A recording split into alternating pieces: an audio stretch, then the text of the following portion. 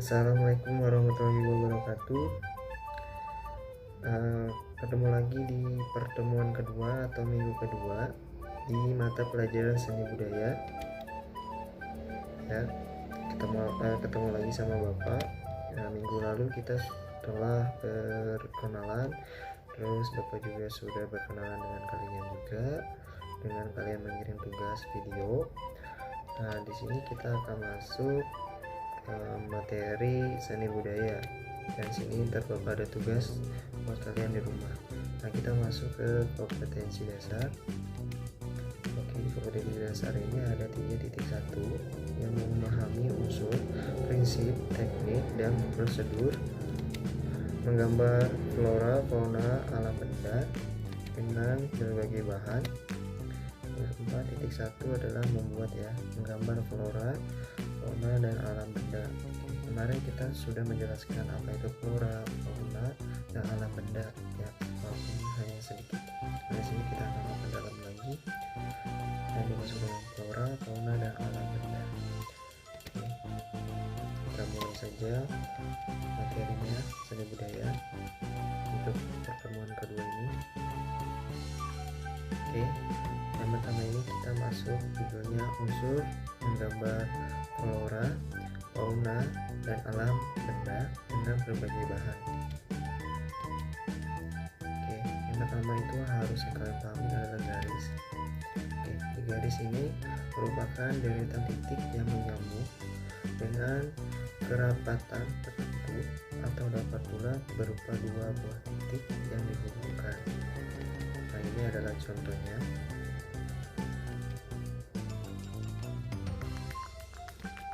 Lalu yang kedua, bidang dan bentuk. Bidang merupakan unsur rupa yang memiliki dimensi, bisa panjang dan lebar. Sedangkan bentuk memiliki dimensi panjang, lebar, dan tinggi. Apa perbedaannya? Hanya di tinggi, hanya di tinggi saja. Dari bidang dan bentuk. Ini contohnya. Oke. Terus yang ketiga, warna. Nah, warna ini cara teori warna dapat dipelajari. Ini bisa dipelajari melalui dua pendekatan, yaitu ada teori warna berdasarkan cahaya, terus ada teori warna berdasarkan pigmen warna. Teori warna berdasarkan cahaya dapat dilihat melalui tujuan spektrum. Nah, warna dalam ilmu fisika seperti halnya warna pelangi, jadi hampir sama ya. Warna-warna itu berasal dari warna pelangi lah ya, kalau dalam ilmu fisika. Oke, nah di warna ini banyak, ada terbagi menjadi 4. Oke, kalau tidak salah 4, kita coba. Primer adalah warna dasar atau warna tunggal. Contoh warna primer ini adalah merah, kuning, dan biru. Dan yang B-nya sekunder adalah campuran warna dari warna dasar atau primer.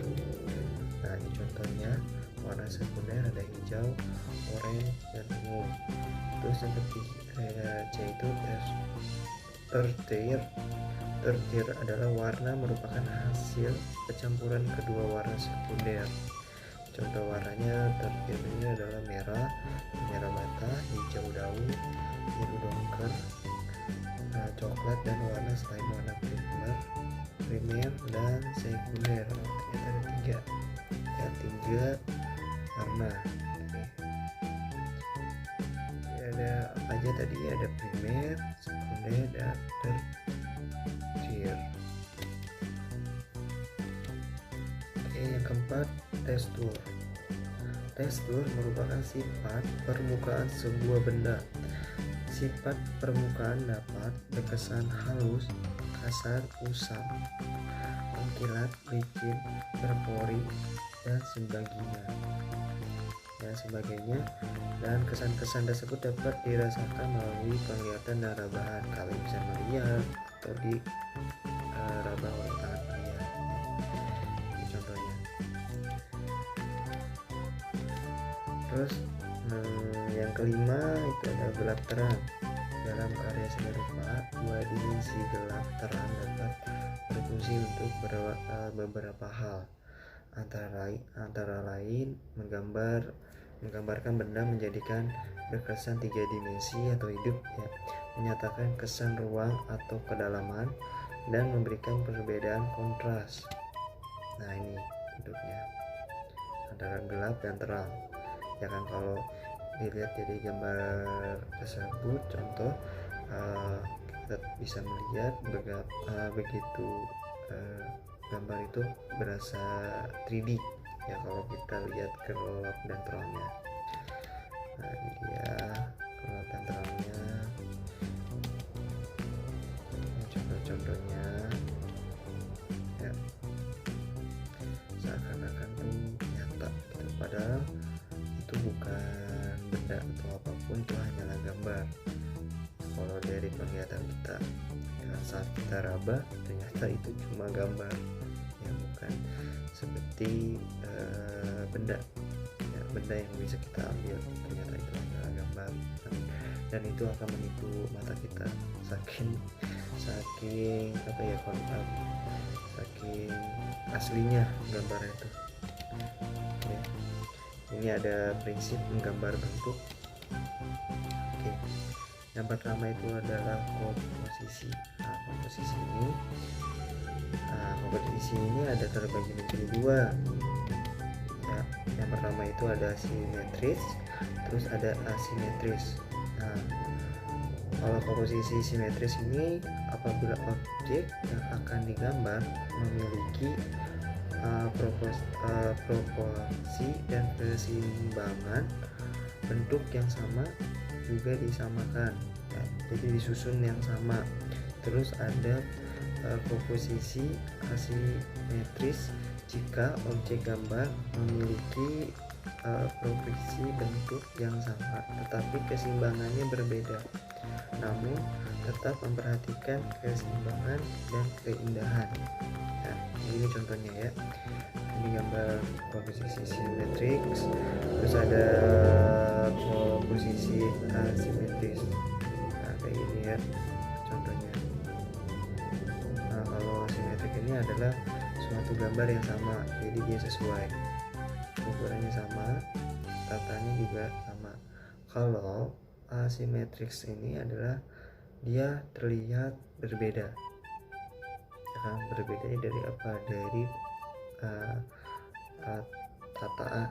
tataan gambar tersebut, kan? Lihat, dia tidak lurus, tapi ada yang berbeda-beda, kan? Dia tidak saling bertemu lah. Kalau contoh di simetris itu dia bertemu. Kalau asimetris, ya, mereka tidak bertemu, kan, kayak gitu contohnya.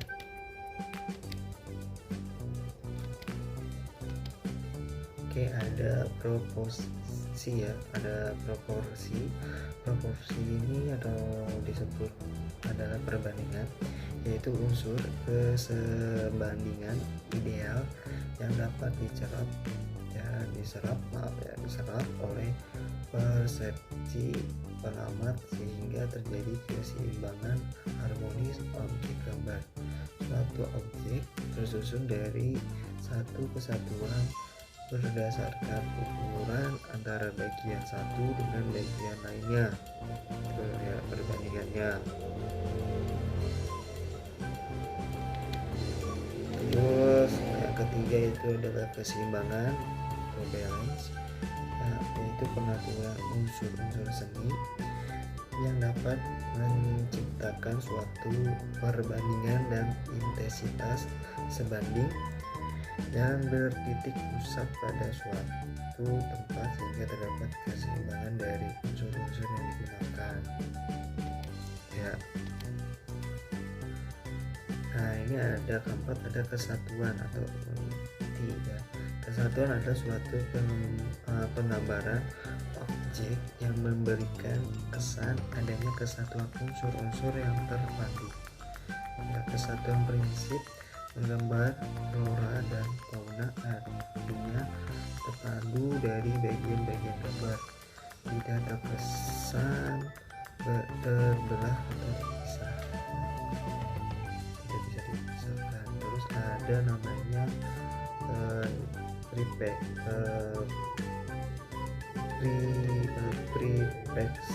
perspektif, berarti cara melihat suatu benda atau alam dengan teknik tertentu kemudian diaplikasikan ke bidang gambar. Ya, itu tambahan doang.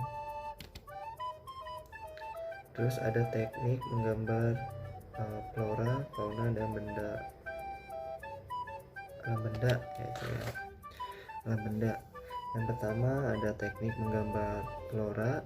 Ya, menggambar flora atau tumbuh-tumbuhan dapat memberikan pemahaman tentang keanekaragaman, keindahan, dan keunikan objek flora yang ada di lingkungan sekitar.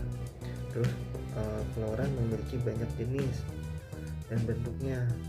Bagian-bagian flora dapat digunakan sebagai objek gambar, misalnya bentuk daun, bunga, dan buah. Bagian-bagian flora ini dapat digambar secara terpisah atau digabungkan menjadi satu rangkaian. Ini perhatikan nih ya, langkah-langkah menggambar bunga kamboja Jepang di bawah ini ya. Nah, kalau ini contohnya adalah digambar secara terpisah. Nah, ini terpisah ya. Jadi ini hanya dia menggambar bentuk bunga saja. Nah, ini bentuk cara membuat bunga Jepang ya, bunga kamboja. Nah, ini ada contohnya juga, ini sama, ini secara terpisah, dan ini digabungkan dengan beberapa item, ada 2 ya. Nah, itu ada bunga, terus ada daun, itu digabungkan, itu yang dimaksud ya. Lanjut. Nah, ini teknik menggambar fauna. Fauna itu adalah hewan memiliki jenis yang berbeda-beda. Ada yang berkaki 4 seperti sapi, kambing, terus berkaki 2 seperti ayam, bebek. Ada hewan yang hidup di air dan di darat. Hewan juga ada yang bersifat galak dan jinak. Setiap hewan memiliki bentuk badan yang berbeda-beda. Nah, ini adalah contoh gambar itik kan, itik ya. Ini cara gambar contohnya. Ini contoh gambar ikan, dan ini contoh gambar apa ini, burung ya. Oke, sampai sini. Lanjut ke ketiga, itu adalah teknik menggambar alam benda. Nah, menggambar alam benda dapat terdiri atas benda buatan manusia dan alam benda yang sudah terbentuk dari alam. Alam benda buatan manusia dapat berupa apa? Bisa kendi, piring, mangkok, gelas, dan beraneka ragam bentuk lainnya.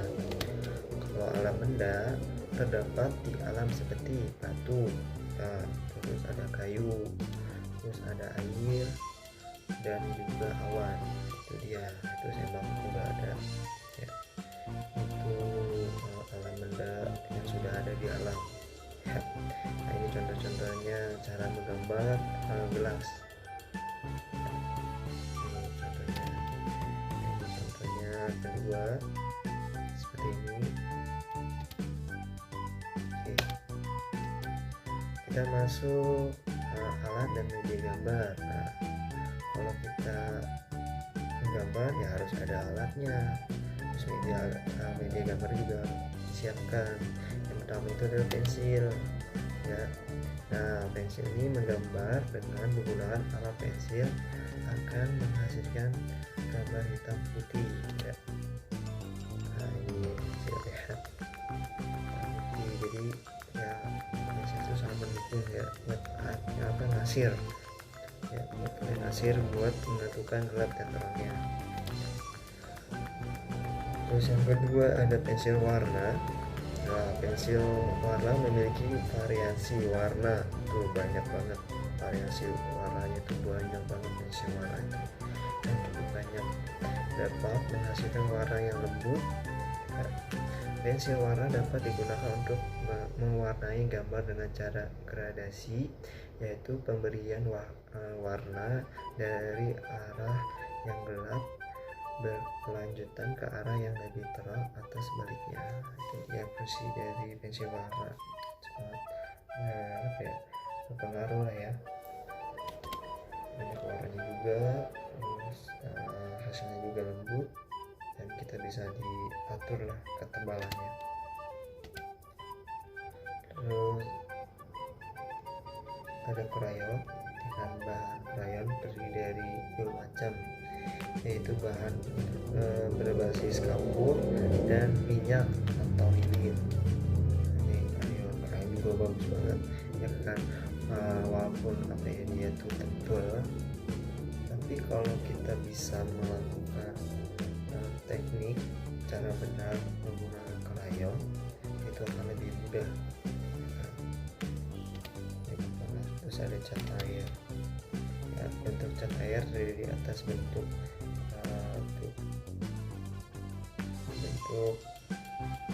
atau batangan. Untuk itu kayak ada tube itu kayak ya udah tube itu kayak itu tube pada bentuk tube menggunakan palet, sedangkan cat air dalam bentuk batangan dapat langsung digunakan kemasan, dapat dikemas. Itulah bedanya. Terus ada ballpoint, maaf ya bapak umurnya ngacak banget ya. Terus ada ballpoint, dapat bermacam jenis pena seperti ballpointnya itu kayak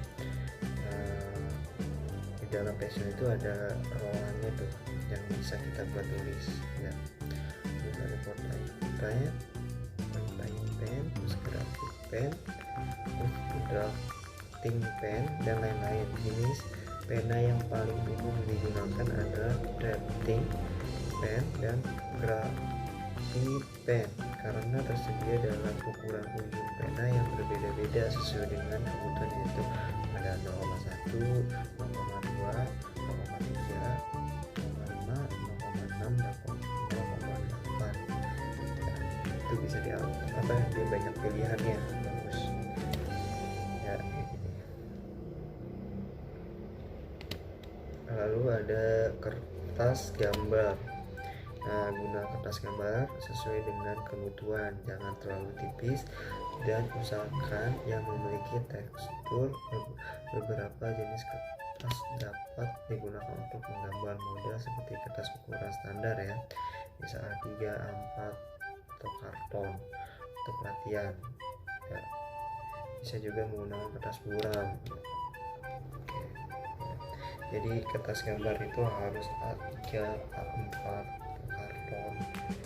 Nah, untuk latihan itu kita bisa gunakan kertas buram ya.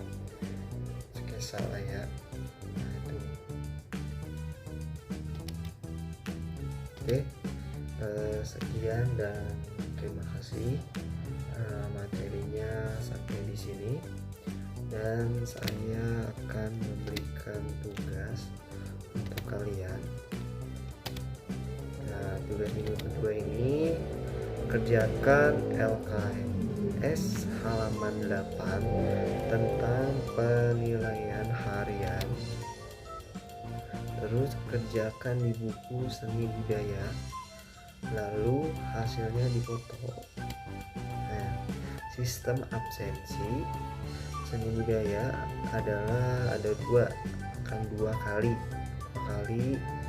Nah, terus dalam pertama absensi di link absensi pertama Bapak kirim di link berbarengan dengan materi ya, video materi.